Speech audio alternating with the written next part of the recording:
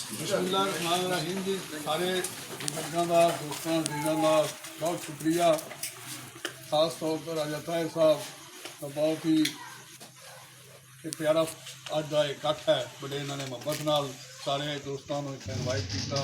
सब दोस्तों का बुजुर्गों का भी बहुत शुक्रिया जिहड़ा अगों मलिकाबादियां तो इतने तकरीफ लियाए हो तो साडी इज्जत अफजाई की।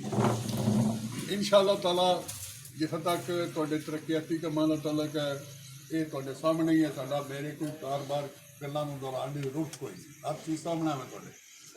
खाओ बिजली है, सड़क है, मेन तो ये सब तो बड़ियां चीज़ां होंदियां। जिथे बिजली या सड़क चली जाए उस आबादी का नक्शा ही बदल जाता है। इंशाअल्लाह ताला असां पहलां भी पिछले 5 साल भी पूरी कोशिश की है और बहुत अच्छा तुहाडे सामने नतायज है।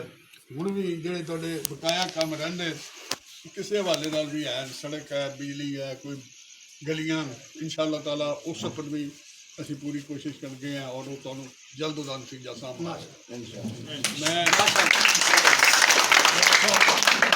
भी बहुत एक बार शुक्रिया अदा करना। बाकी अपने साडे अजीज बुजुर्ग मलिक सरदार खान साहब, राजा उस्तादुल्लाह चौधरी आशिक साहब, सारे इतने दोस्त हैं मेरे नाल, राजा यालदेव मदद साहब और बाकी भी मैं नाम फिर सारे अजीज हैं तो एक दूसरे से कोई ना चलाना। मैं समझना कि असी सारा एज ए टीम इकट्ठा होकर जिहड़े साडे बुनियादी मसाइल हैं उन्हां पर पूरी साडी भी तुसीं रहनुमाई करनी है। जिसका मसला पिछले साल अरसे बड़ा पसमानदा इलाका से जितना असीं बैठे हैं, मैनूं याद है तुसीं जेलम जाना होंदा सी तो पूरा एक दिन लग जाता।